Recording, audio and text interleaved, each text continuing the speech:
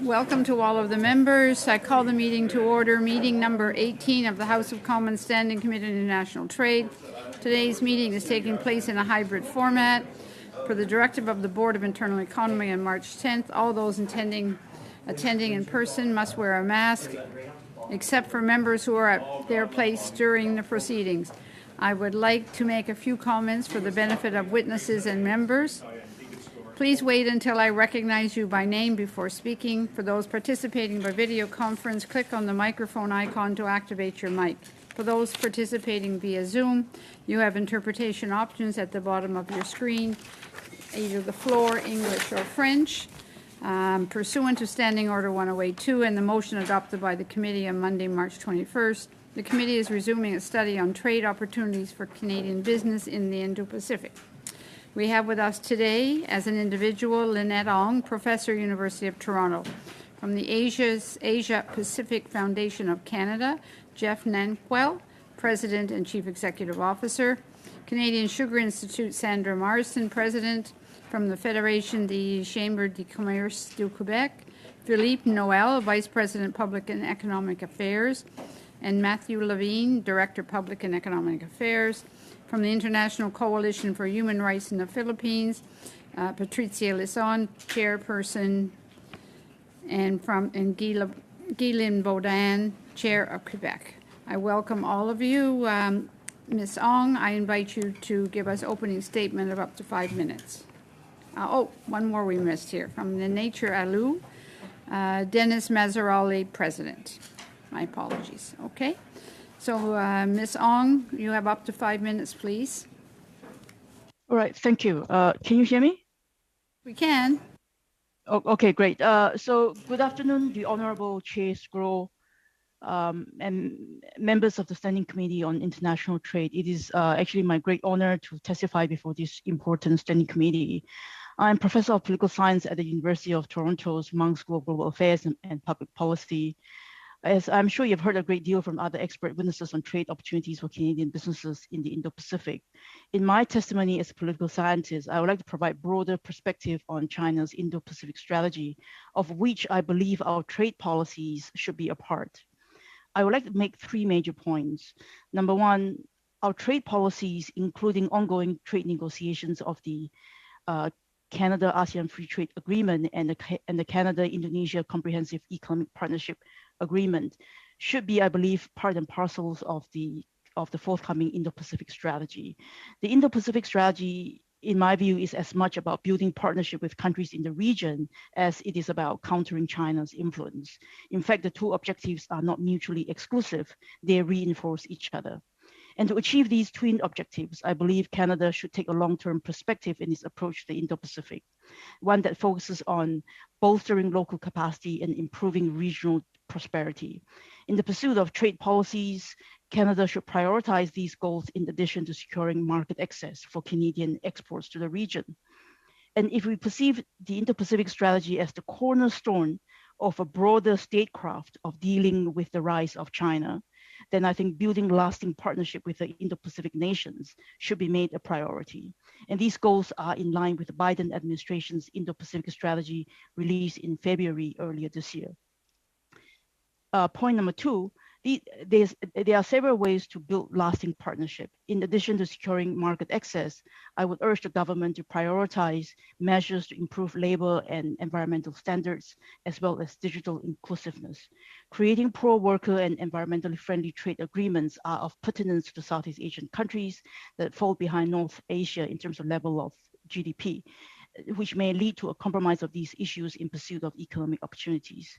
And a growing proportion of trade is now taking place through digital mediums.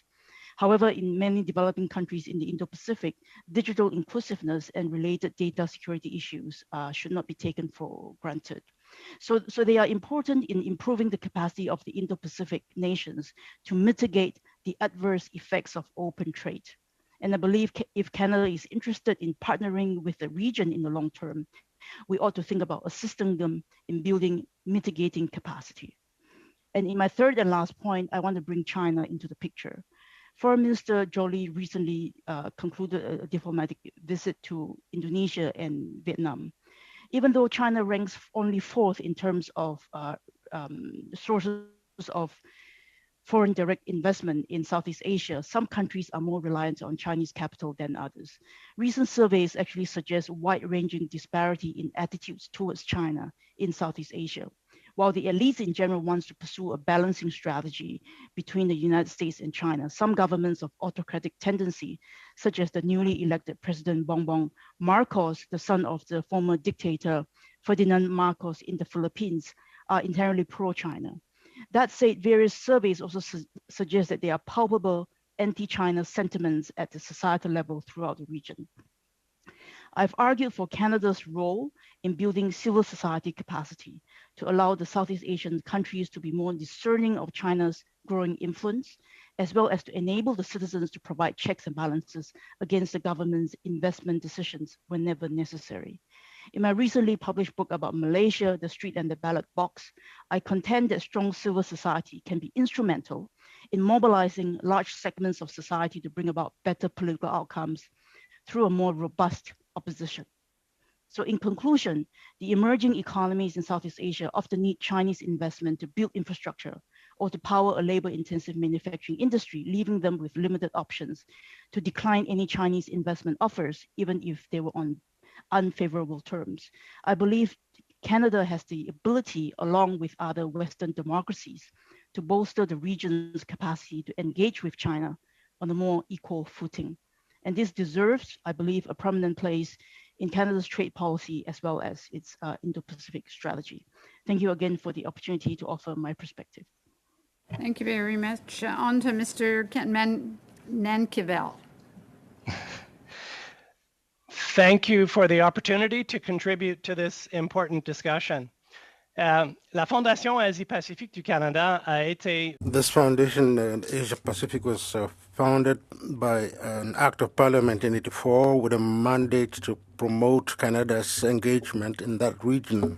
We urgently seek to diversify our export markets and our sources of supply for imports. In a new era of geopolitical uncertainty, that mandate to promote engagement in Asia is surely more relevant than ever. Now, I know the committee has already heard from numerous witnesses that the Indo-Pacific region will be the leading source of economic growth in the world for decades to come. And at APF Canada, we can supply lots of quantitative data about this growth story. There's rich material available at our website, asiapacific.ca. But today, I will focus my opening remarks on some qualitative aspects of the story. Because what makes this growth a really interesting opportunity is not so much its volume, but its nature.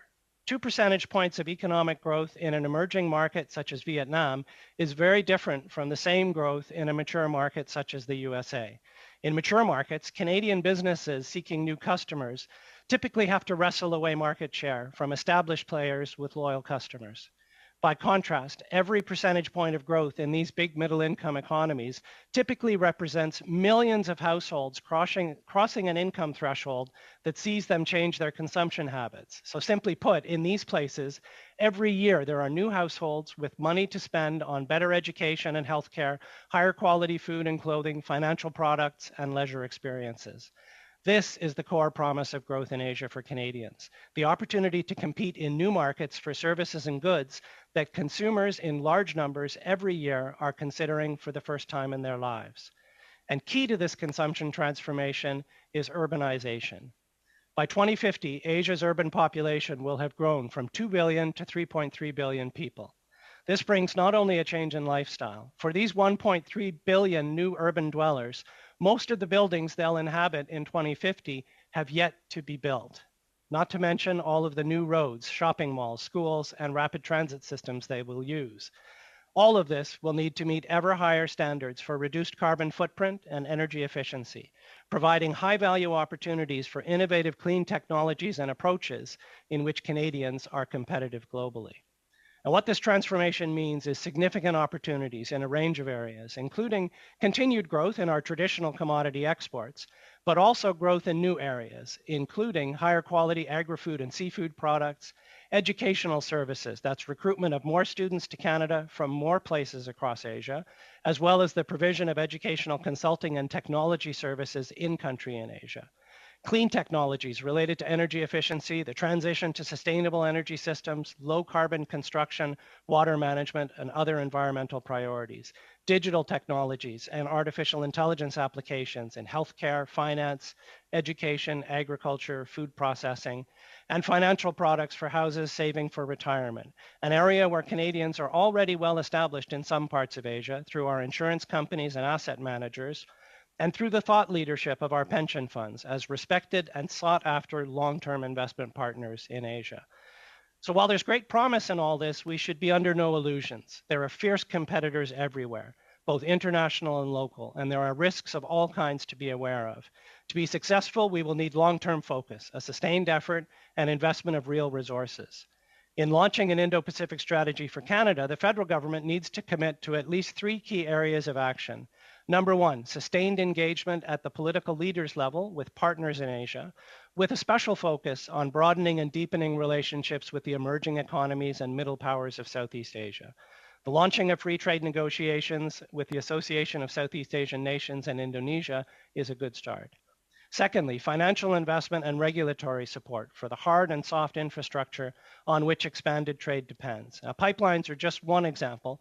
Another example is the Port of Vancouver, a few kilometers from where I am now, which needs more physical capacity, but also needs zoning support for more industrial land for warehousing and logistics. And that's something that requires political will in the national interest.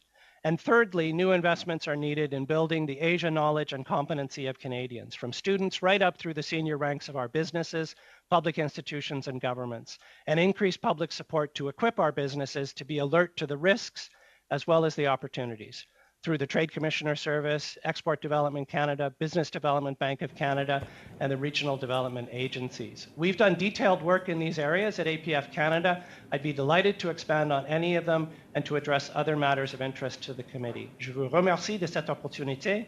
Thank you for this opportunity, and I wait impatiently for our discussion. Very much, sir. Ms. Marsden for 5 minutes, please. Thank you, Honourable Chair and members of the committee. A pleasure today to address the Canadian sugar industry perspective on trade opportunities in the Indo-Pacific. The Canadian Sugar Institute members represent refined sugar production in 4 provinces in Canada, including cane sugar refining at major ports in BC, Ontario, and Quebec, and sugar beet processing in Alberta. The industry also has 2 sugar-containing product facilities in Ontario. The CSI supports Government of Canada initiatives to diversify and grow export markets for sugar and for food products containing sugar. We consistently advocate for the reduction of tariff and non-tariff barriers in high-value markets while strongly supporting the continued advancement of multilateral liberalization. This is particularly important in our sector, where global and regional trade is characterized by a high degree of government intervention that distorts production and trade. Canada's sugar industry, in contrast, operates under world market conditions without subsidies and prohibitive tariff walls. Relative to countries in ASEAN, India, and many other protected markets, our market is open with only a modest tariff of about 6%. This contrasts, for example, to tariffs of 94% on sugar in Thailand, 95% in Indonesia, and 100% in India. Given this massive tariff, the massive tariff and non-tariff barriers on sugar in this region and the dominance of Thailand and India in terms of global and regional sugar production, there has been no opportunity for Canada to export refined sugar to these countries.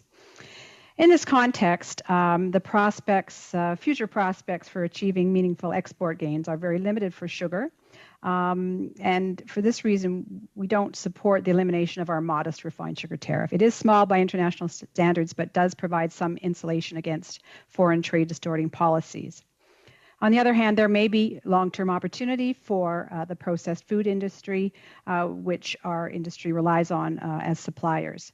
We contribute in a major way to investment in food processing in Canada, accounting for about 25% of total food manufacturing, representing about $22 billion in revenue and close to $10 billion in exports.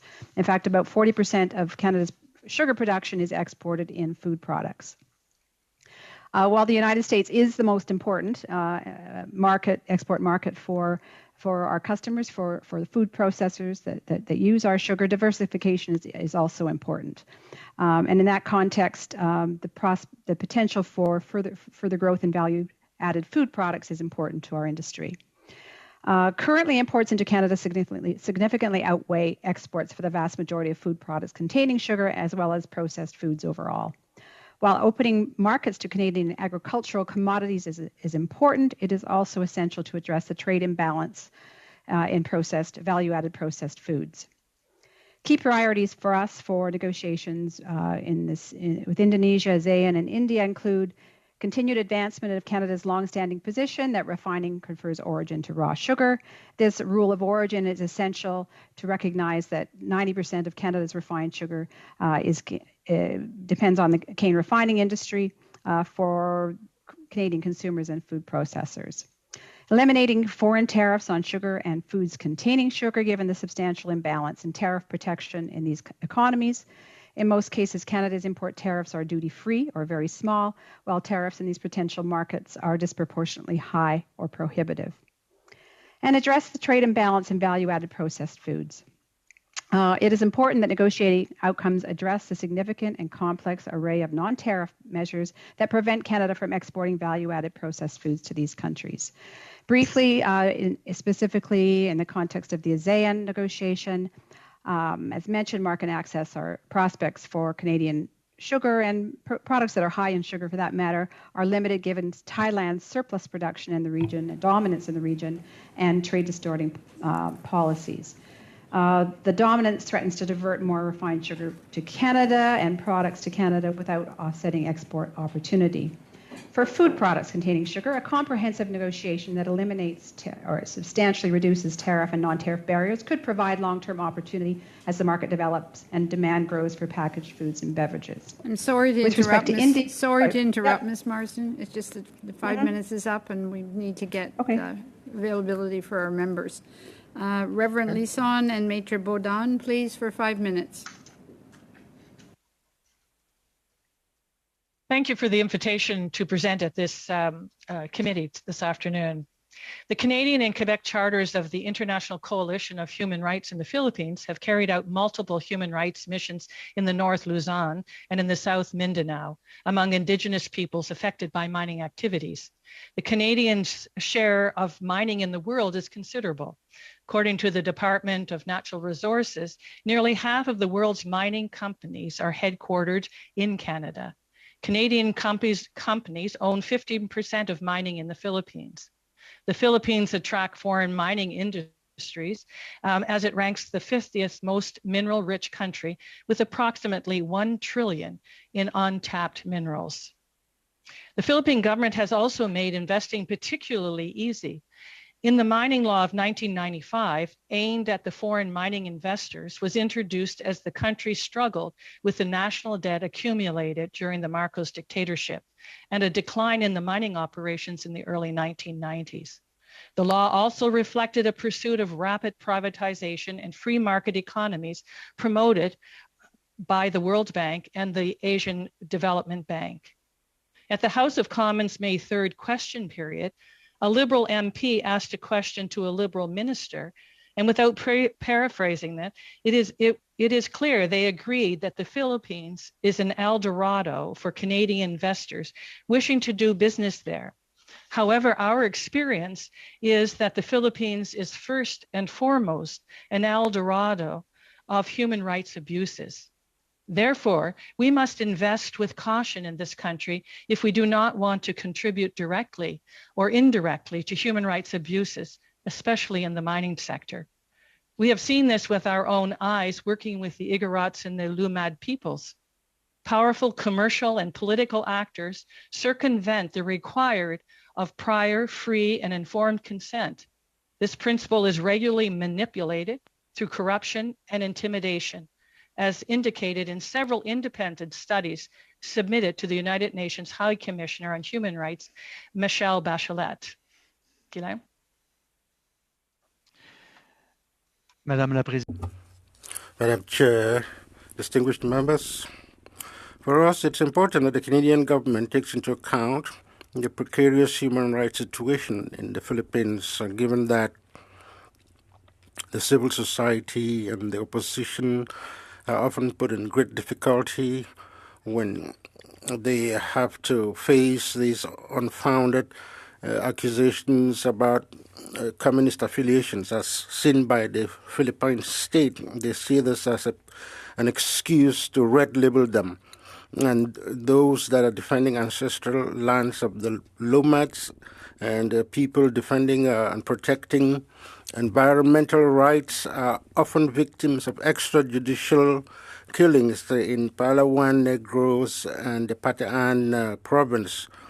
Over 227 have faced extrajudicial killings, so half of them, they opposed the mining projects, and some of them are indigenous people of the Philippines. Over the past few years, the rhetoric from government authorities, the president, vice president, police chief, army chief, it was omnipresent, and it was very harmful.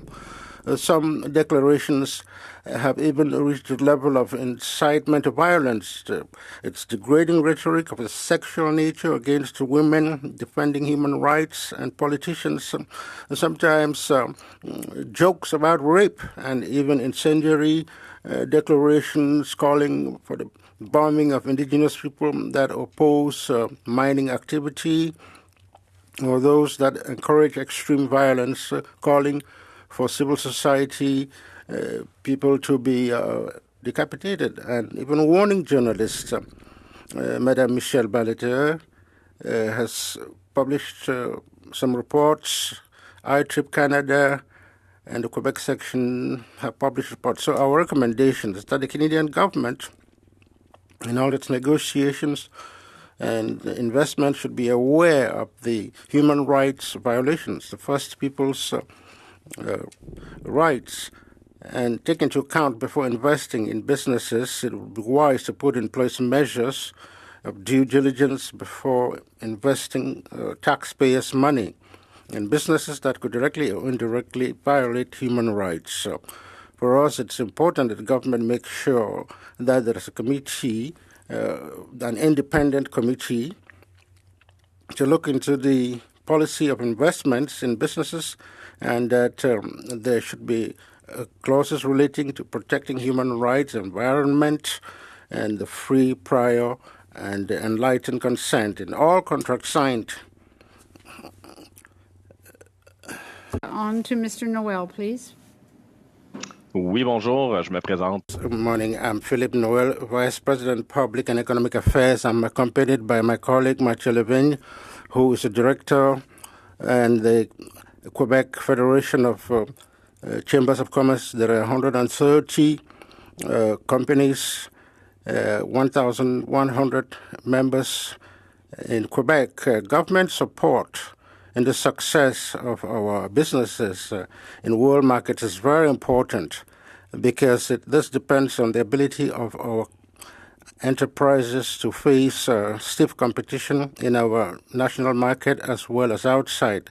And that's Indo-Pacific countries from Central Asia to East Asia through the Indian Ocean, Oceania, including China, Japan, India, Australia, and the Association of Southeast Asian Nations, ASEAN, and I think you will be discussing this more later. In fact, the federal government and ASEAN have agreed to proceed with negotiations for a free trade agreement in November 2021.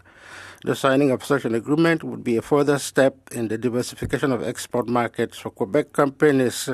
The FCCQ had produced a detailed brief on this potential agreement in 2018 to present our expectations, and we had the opportunity to make representations on this issue. For us, this is an additional opportunity to diversify Quebec's markets, in addition to other international trade agreements in which our companies participate, especially when we consider the size, diversity, and growth of the markets targeted by this agreement, which testifies the importance of the business opportunities present in these markets. The privileged access to these emerging markets allow us to look forward to such an agreement with optimism. Since 2020, the Indo-Pacific has become Quebec's second largest international export market, and Quebec's export profile is diversified. In total, it represents 12% of our exports to Quebec, which is $10.4 billion in exports for Quebec. It is also a market where Quebec has experienced its strongest growth in the past 10 years with nearly 74%, thanks in particular to the efficiency of its logistics hub and the Port of Montreal, amongst others, which allow it to reach the Quebec, Canadian, and Midwestern American markets.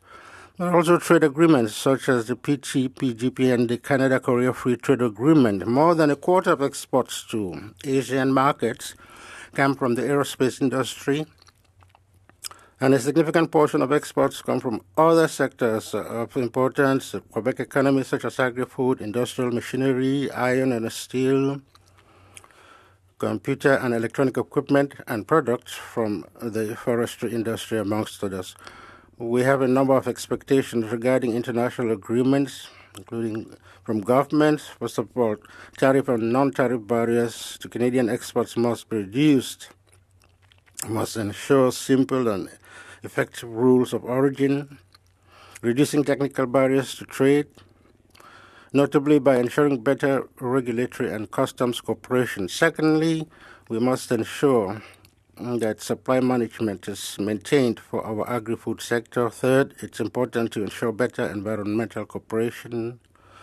Fourth, rules on investment, protection, and dispute settlement must be ensured. Fifth, the admission and temporary stay of business travelers and skilled workers must be facilitated. Also necessary to ensure the supervision of electronic commerce and data protection. There are still many issues in cybersecurity, as we've seen recently, and we have produced a study on this in the FCCQ. Finally, we must support the internalization of SMEs. Be sure to promote the business opportunities arising from the new trade agreements. Larger companies are generally more knowledgeable about global trade issues and have a greater ability to respond quickly to new trade agreements. Our exchanges with SMEs and chambers of commerce allow us to note certain gaps in terms of information and awareness of the issues related to the new trade agreements.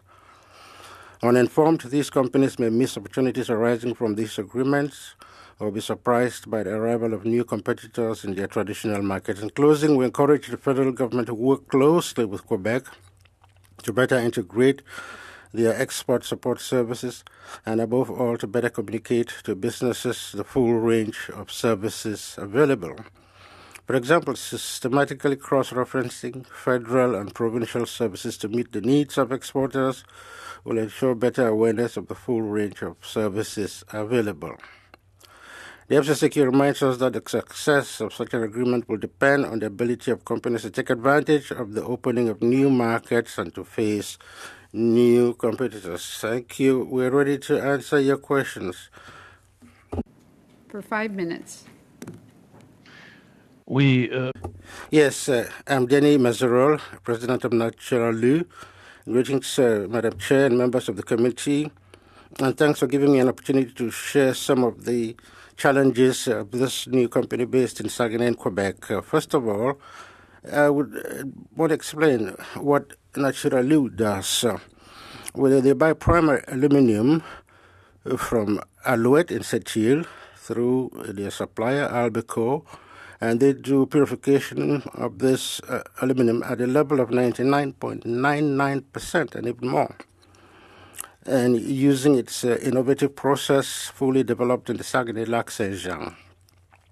So the purified aluminum is meant for exportation on some of the niche high-technology markets such as lithium-ion batteries, air batteries, condensers, specialty alloys, specialty paints, quantic computers, semiconductors, and 3D printers, and so on. So before I talk about the challenges faced by Natural Lu, I should explain somewhat the price structure of aluminum. This is based, first of all, on LME.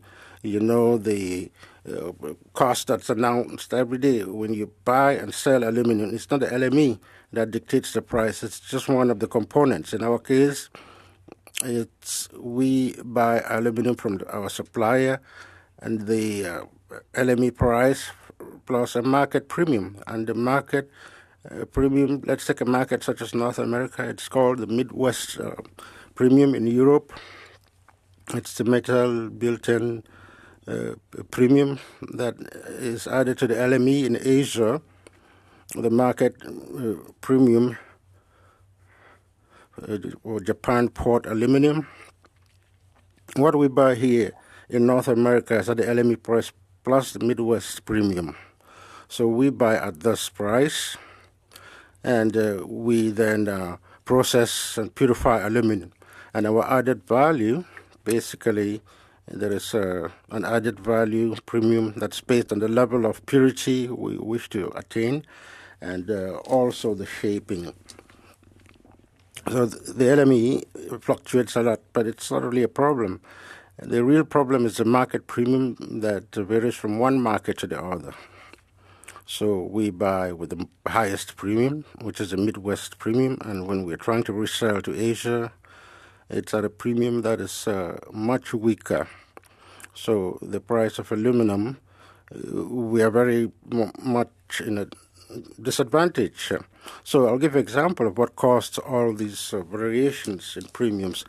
There was the imposition of Article 232 in the U.S. that added a 10% tariff on Canadian aluminum exported to the U.S. So as soon as this tax was implemented, the Midwest premium quickly got a 10% added value.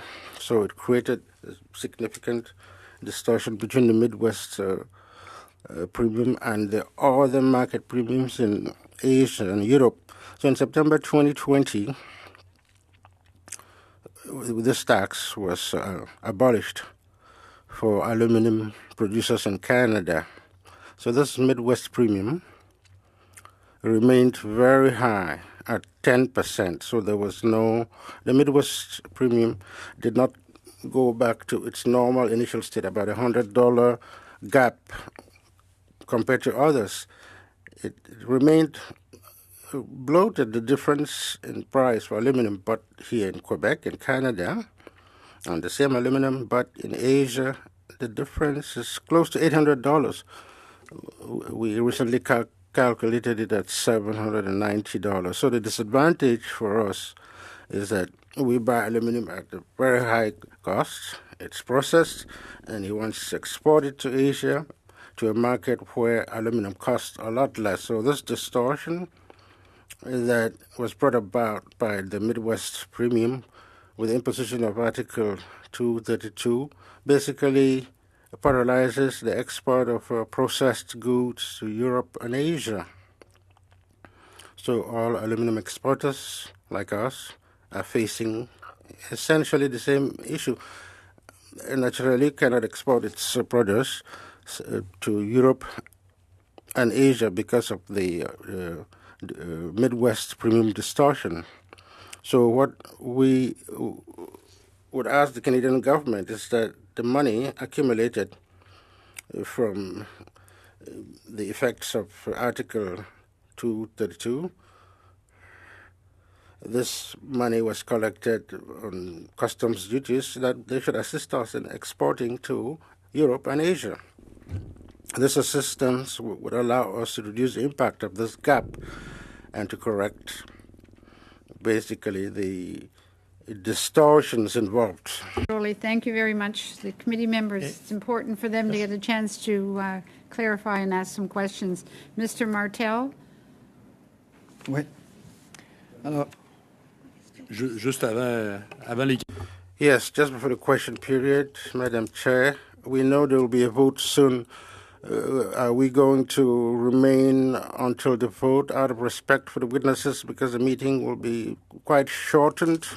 Start to ring. If there's unanimous consent of the committee, we can continue until we actually have to vote, and we can vote from here if that's the will of the committee. So everybody's okay with that? Oui. All right? Oui. Okay. Good. Thank you.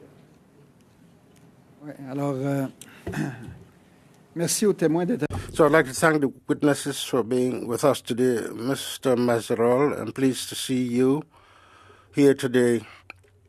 Yes, we have heard a lot about naturally and the potential of your high quality aluminum, especially the specialty alloys. Now, could you explain how your product distinguishes itself internationally, and how can Canada take advantage of that? When we created Naturally, our goal was to get involved in the energy transformation through high purity aluminum, which is used in lithium-ion batteries, then also used in condensers that are often used in electric cars. So it was one of the segments we really wanted to have a breakthrough in high-quality aluminum through Naturally. It has the lowest carbon footprint in the world. So when you look at the competition that comes mostly from China, where the electricity is based on coal, the purification processes use a lot of energy compared to ours.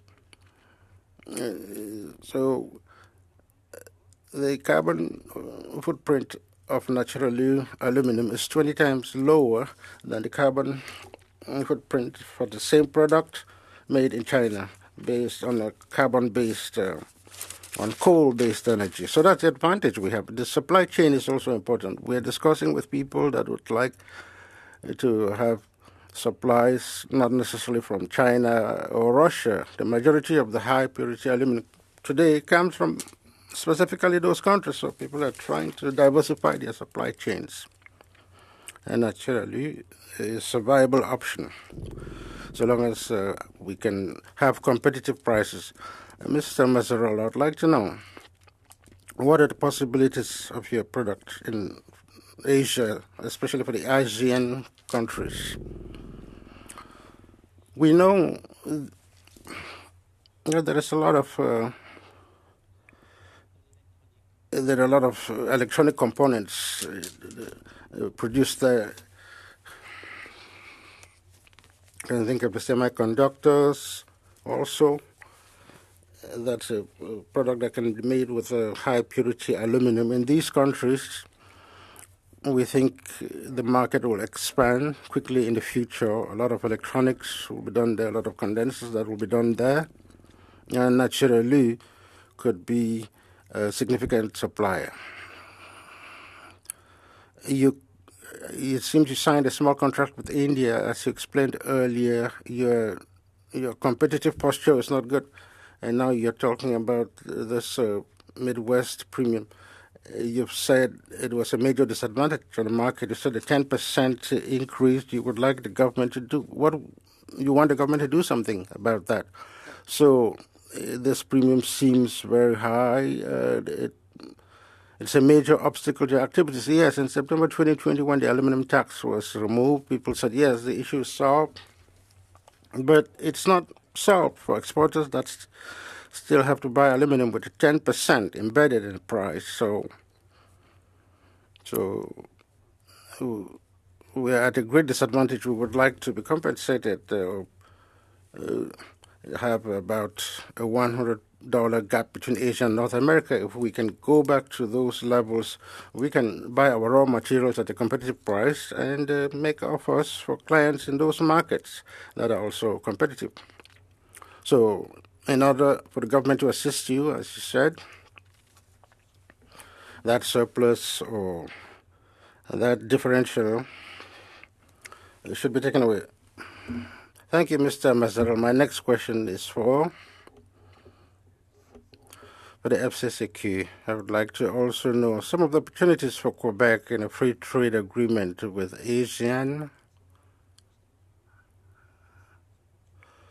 and what opportunities exist for Quebec in the free trade agreement with ASEAN, and what sector should the Canadian government promote? So the question is for the FCCQ. I'll start, and then my colleague Matthew will answer too.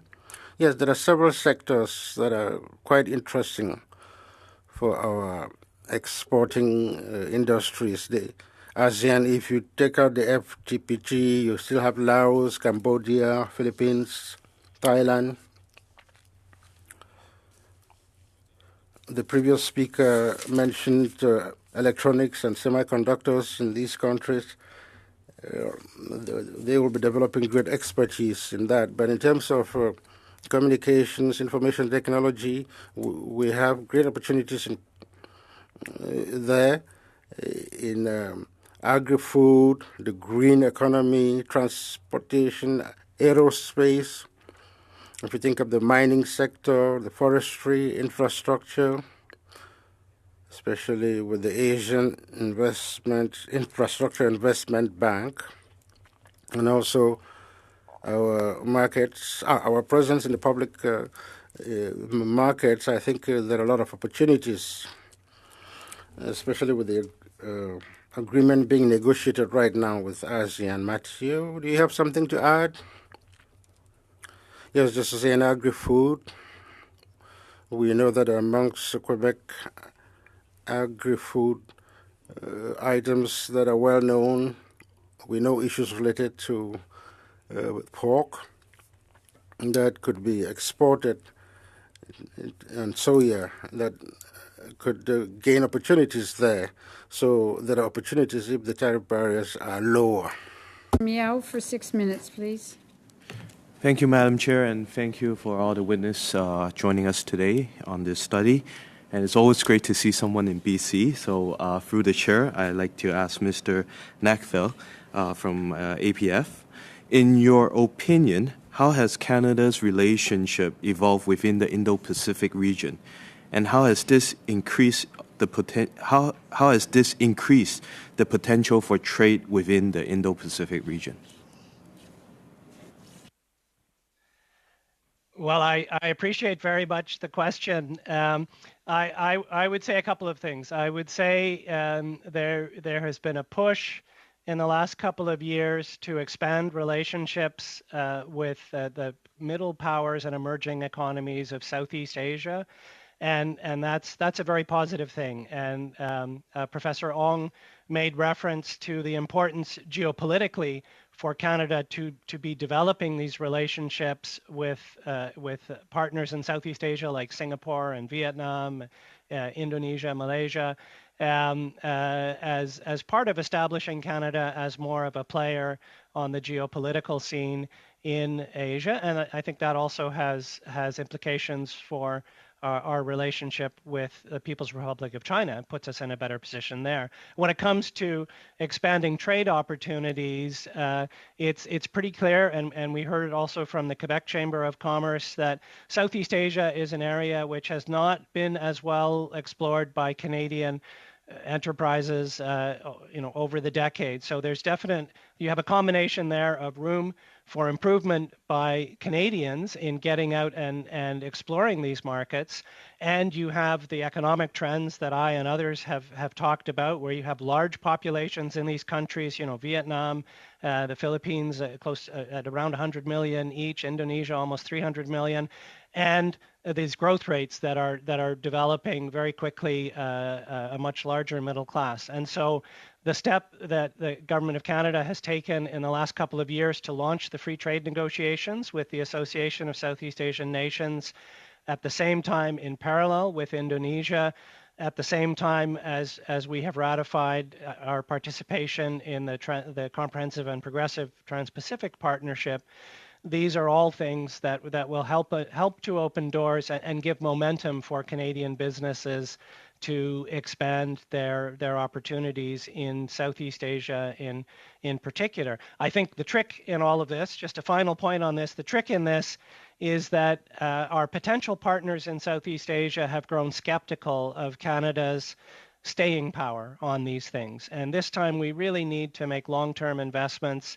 We need political leaders, ministers, provincial premiers, mayors, and so on to be going out and putting in the time to develop relationships through visits in the region on a sustained basis, not just once every decade or when we're running for a seat on the Security Council. Especially in Southeast Asia, decision makers need to see that Canada is committed on a month-to-month basis, not just once in a while.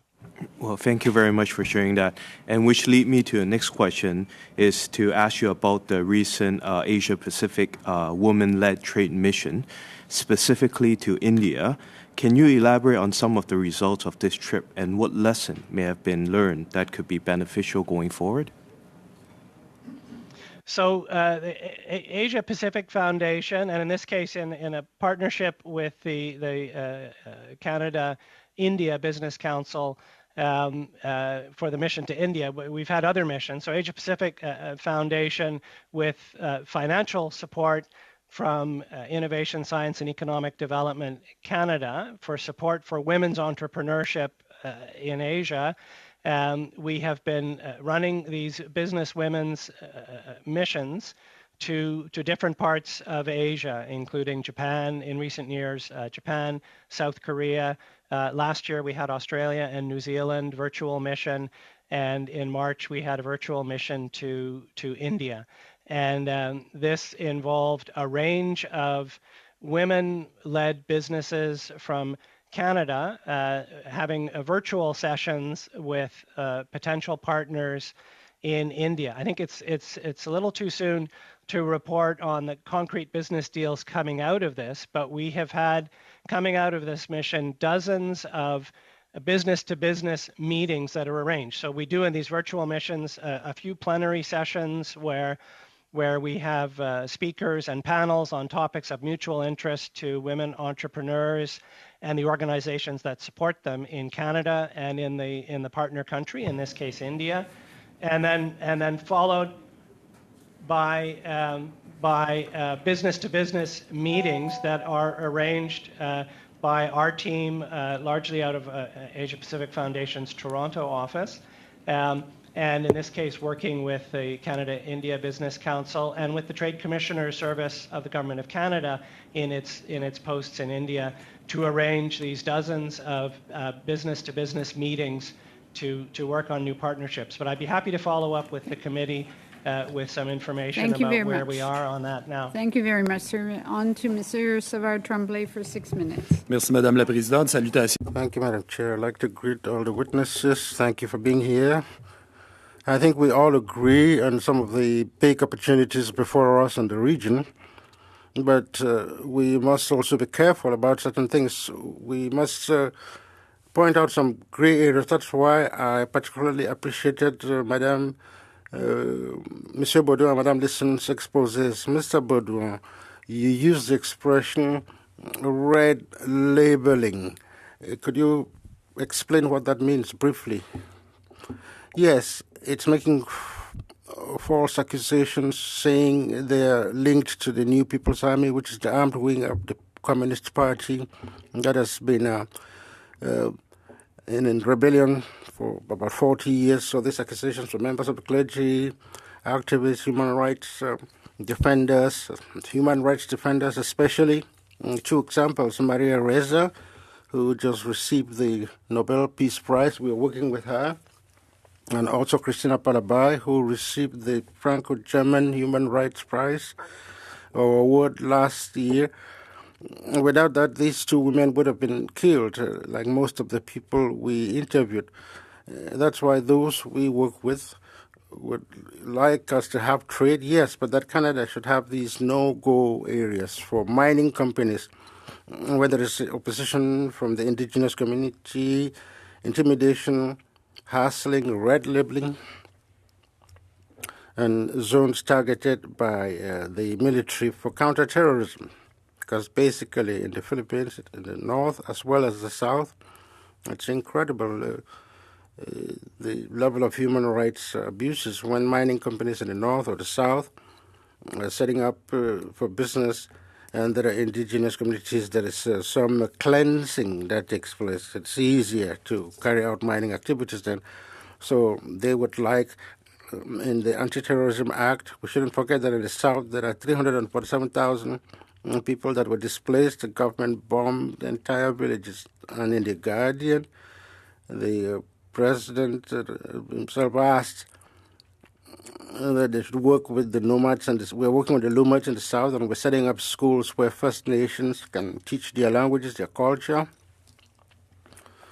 promote their mode of living. For us, for mining activities, it's gold that matters. For them, it's access to water, food, and decent standard of living.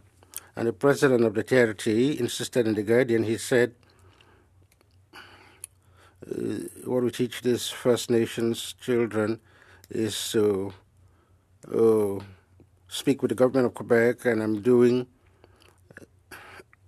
I understand what you're saying, but when you talk about mining companies and their behavior, you recommended measures, due diligence law, and that will eventually be looked at.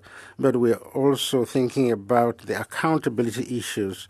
If a company does something, they have to pay a price for it. Sometimes, as your colleague says, they get away with things.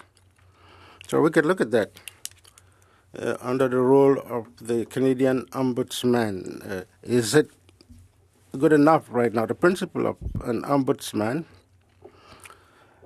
in a country where there is rule of law is the independence factor. The responsibility for businesses is under the Prime Minister's jurisdiction.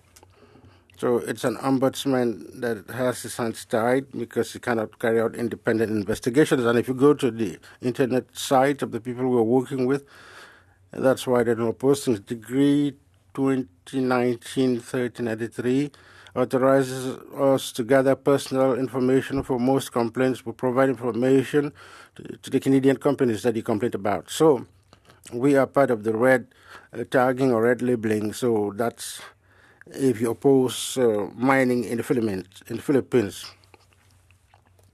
For the ombudsman, he should have the power to carry out investigations, and especially the power to say, okay, we've made investigations, something happened, this is what we are asking. At least when the EDC, the government, invests taxpayers' money in these companies, to carry out some due diligence and to include specific clauses. Maybe Reverend Cleason had something to add. Yes, I would like to ask him, how can we make sure that the rules are given more teeth so that Canadian businesses working overseas respect human rights more? You're talking about a potential agreement. Maybe it's a time to draft something into that agreement.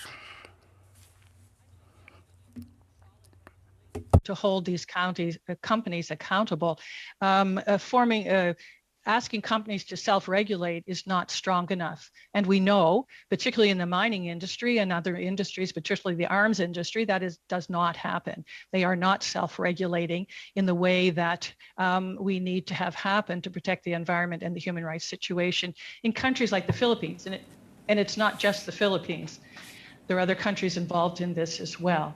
And so it's critical that we all trade agreements need to be based on human rights. So that's the basis of formulation of any trade agreement that we have. And the other thing that would need to be put into place is to exclude an ISDS, I hope I've got that acronym correct, out of the trade agreement, because of course, in a trade agreement that holds that caveat, allows the companies then to sue the country. And so we have terrible situations where a mining company sues the government because the community has blocked their trade in the country. Thank you very much. Thank you very much, Ms. Layson. On to Ms. Gazan for 6 minutes. Thank you so much, and it's nice to be a visitor on this committee today. I have big shoes to fill. Madame Layson, you spoke about the participation of Canadian companies in the violation of the rights of Indigenous peoples in the area, in the Philippines, and you indicated that the Philippines is an El Dorado of human rights abuses, including the failure to obtain proper, free, prior, and informed consent, a direct violation of the United Nations Declaration on the Rights of Indigenous Peoples. And I find that troubling because the UN committee came out this week condemning Canada over failing to uphold the human rights, particularly in relation to the construction of Trans Mountain and coastal gas-linked pipelines. The UN's Committee on the Elimination of Racial Discrimination, in quotes, said, it profoundly regrets and is concerned that Canada is continuing to forcibly remove Indigenous land defenders from their unceded territory. They go on to say, in quotes, that in British Columbia specifically, in quotes, have escalated their use of force, surveillance, and criminalization of land defenders and peaceful protesters to intimidate, remove, and forcibly evict Swetmik and Wet'suwet'en nations from their traditional lands, in particular by the Royal Canadian Mounted Police, the Community Industry Response Group, and private security firms. There seems to be a pattern of behavior in, whether it's in Canada or the participation of Canadian mining companies with terrible reputations, as we know internationally. We adopted a bill in the last Parliament, Bill C-15, to see the full adoption and implementation of the United Nations Declaration on the Rights of Indigenous People. How is Canada violating Canadian law by not ensuring that mining activities upholds these basic human rights? I can only give you kind of a thumbnail, a sketch here, because I don't have all the specific details, which we can provide later. The Canadian government, by mining companies, violate this treaty with the UN by forcible removement of Indigenous peoples from their land. The Lumad peoples in Mindanao, we stayed with for 3 weeks, who had been moved off their land, and 500 of them were gathered on a church site, had been living there for 5 years because of removal by a mining company, a major Canadian mining company, I might add, which I won't name because we'll. Anyway, so that's one of the things. Also, they go in and have the paramilitary, police and military embed themselves in communities. And by that, I mean they move right into a community. And the way that rural Philippine houses are built, there's often space between the floor and the ground where they nurture animals in there during the rainy seasons. So the military camp right in under the houses of the Indigenous people to intimidate them, to ensure that some of them will sign off on the prior free consent. I just because I have one more question. That's certainly not free of coercion. One of the foundations of FPIC. Monsieur Beaudoin, you spoke about violence against Indigenous women and girls around mining companies in the Philippines. We're currently doing a study at the status of women on the relationship between resource development and increased rates of violence against Indigenous women and girls in Canada. Would you say that Canadian mining companies are failing and actively participating in not ensuring there's proper protections put in place for women and girls? I say that because we know around resource extraction companies or development that women often go missing, murdered. Is this also something that is very common in the Philippines right now with associated with projects associated with Canadian companies? Monsieur Beaudoin or Madame Laison? It doesn't. Well, I think we don't have. If I may take this question, we don't have it appears in the Philippines currently that that's not the same as we experience here in Canada with the missing of Indigenous girls and women. But women are affected dramatically through their health issues and also poverty issues. And certainly human rights defenders, women human rights defenders, are arrested and jailed. And most of that comes through the mining issues. We know of a case earlier where a woman was arrested, put in prison, had a baby in prison, and the baby died before lack of attention. And normally in the human rights or engagement in human rights law, she should have been able to care and nurture her newborn baby, but that right was taken away from her when she was imprisoned for being a human rights defender. And so we have these issues. So there are parallel issues, particularly on women's health issues, poverty and housing issues, and abuse issues from that perspective. Thank you. A little different than the Canadian. Thank you very much, Ms. Lawson. Mr. Martel, for 5 minutes. Oui, merci. Merci. Ma question. Thank you. My question is for the FCCQ. There's something I would like to know. Asia right now is very competitive in several sectors, as we know. So, for Quebec, which sector would be the most negatively impacted by a free trade agreement with ASEAN? We haven't really thought too much about who could be negatively impacted. We see more opportunities involved with these international agreements. That's our position. For exporting companies, facilitating access to products related to the supply chain, exchanging expertise through skilled labor that could be facilitated through these trade agreements. We see it more as an advantage rather than a disadvantageous situation.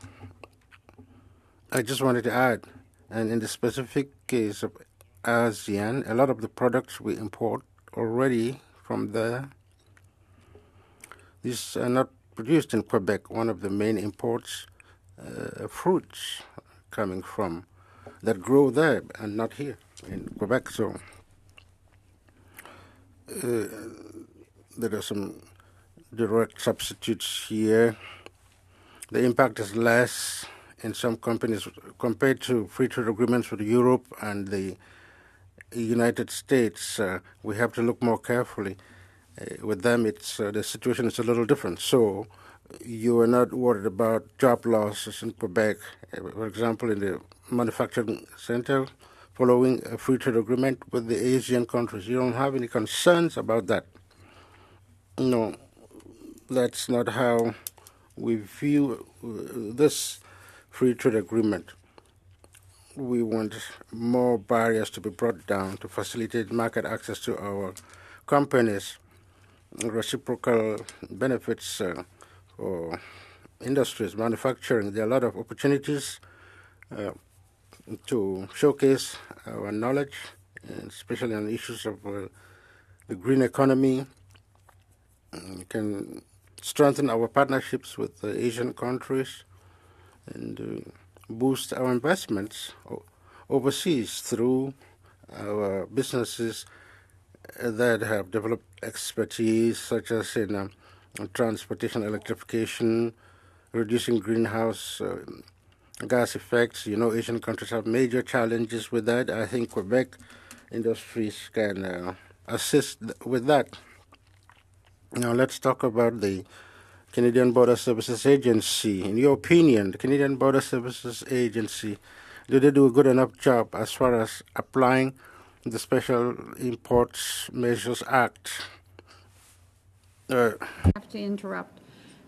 Does everybody want to vote from here, or does anybody want time to go over to the House? So is everybody okay to vote here? Oh, all right, then we can continue on for another 5 minutes. Alors, je reprends. Ouais. Okay, merci. Merci. Je reprends ma question. Okay, so I'll just repeat my question. In your opinion, the Canadian Border Services Agency, are they doing a good enough job as far as applying this Special Import Measures Act that's aimed to protect Canadian industry from goods imported here that are the object of dumping and subsidies? We haven't taken a reflection towards that act, quite frankly. What we hear a lot about it in terms of the agency is the complexity that they created for our own companies when it comes to taking advantage of these international agreements. we often hear the people say that businesses would rather pay the customs duties that are simpler to apply instead of trying to show the customs or officials that their products going on the international markets qualify for those exemptions. So there are too many complications, technical obstacles to trade. That's what the businesses say. But we haven't looked too much into that question, and it's not an issue that's often raised by our members. Mr. Mazerald, the next question. Let's come back to the Midwest premium. Maybe things could change. Do you have other solutions? We know you spoke about some solutions. Do you have other options related to that premium? Yes, one of the options would be to bring aluminum from the Middle East, for example, bring it here, process it here, and then send it back to on the market. That could be a solution, but it's not very logical to act that way because we are surrounded by aluminum. We're an aluminum producing area. Having to do that just to export to Asia is difficult. Thank you, Madam Chair. And climate change has had a very big impact in the, Asian Pacific region. It's had terrible effects, and disasters have been catastrophic and costly, human life, in particular in the Philippines and Thailand and Myanmar. And then on the business side, you see, places like Singapore are very concerned about the rising levels of water as it relates to shipping and the challenges. And Canada has become a leader in clean tech and renewable energies. And so my question is to Jeff, what opportunities would you see in the area as it relates to trade in clean tech and renewable energies? That we could take much more than 6 minutes on that. As you've identified, it is Asia. First of all, Asia. There are regions of Asia and countries like the Philippines, like Bangladesh, the islands of the South Pacific that are the places in the world where you have the largest populations at risk from the impacts of climate change. If we look at the Bay of Bengal, the people who live in the area of Dhaka, one of the fastest growing cities in Asia, capital of Bangladesh, they are very, very vulnerable to rising sea levels. So there's a whole host of opportunities. So when it comes to climate change mitigation, to measures, we have really a world-leading innovation in Canada around carbon capture at large scale that could be tremendously beneficial. If you look at things like advanced materials for construction. So I talked a bit about the fact that most of the housing in major cities in Asia, most of the housing that people will live in 3 decades from now has yet to be built. So there's this opportunity to deploy technologies around lower carbon construction techniques and materials. Tremendous opportunities in the area of materials, not just the ones that can provide a lower carbon footprint in the construction, in the creation of the material and in how the building is built, but also materials that can actually help to scrub carbon once they're in place. So there's tremendous opportunities in material sciences in these areas and centers of innovation around Canada that are working on these things. Water management is a kind of secondary problem that comes with climate change, with droughts, as well as floods, and we have Canadian technologies being employed, for example, for flood control. A Canadian company designed a very sophisticated system in Kuala Lumpur, Malaysia, that provides for a very quick conversion of underground highway tunnels to become flood spillways through a very sophisticated use of sensors and some AI applications. So water management is another huge area, and there are some leading Canadian companies and leading Canadian investment funds that are building portfolios of companies that work in the area of water management. And in agri-food technologies, dryland agriculture is an area where Canadians have contributed to huge gains.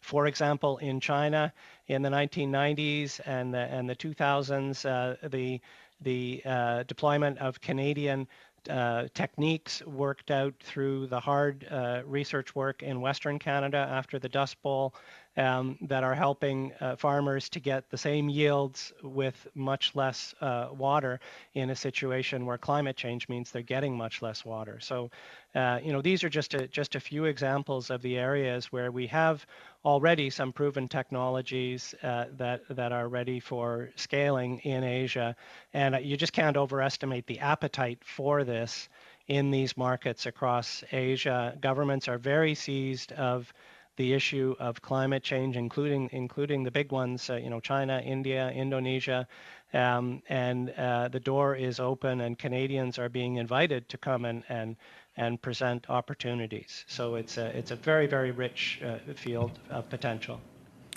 There, you have 20 seconds left. Okay, just a very quick comment from the human rights people about the recently elected Philippine president, Ferdinand Marcos Jr.'s bongbong insights, comments in 10 seconds.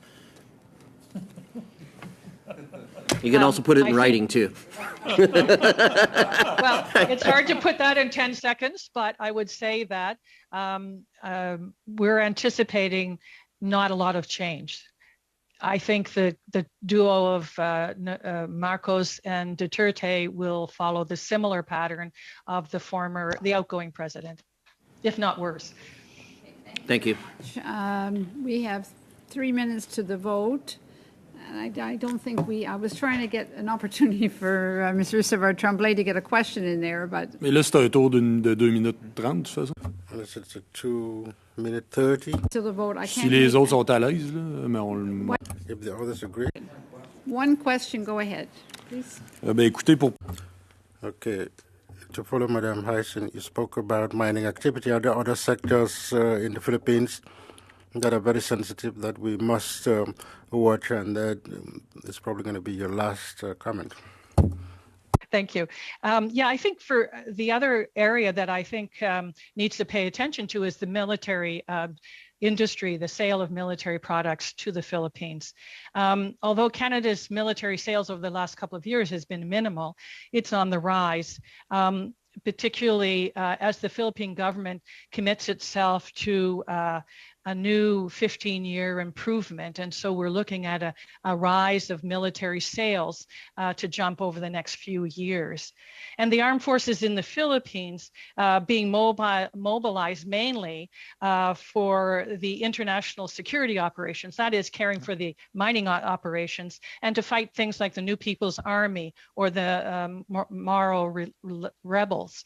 And so these are human rights issues and human rights defenders issues. The government uses the military to fight insurgents and terrorism, also being used as a way of the government to crack down on the critics of the government, including the human rights and environmental defenders. Okay, Ms. Lawson, I'm sorry, I have to cut you short. Thank you. Maybe the suggestion to put something in writing to the committee regarding these might be helpful for the committee, since we just don't have enough time and too many great witnesses. So apologies for starting late and apologies for stopping 2 or 3 minutes, but we have a vote and I can't make it any closer. So thank you very much. I think it's too tight. I think it's getting too tight. I'm going to move adjournment of the meeting. Thank you very much, with the permission of the committee.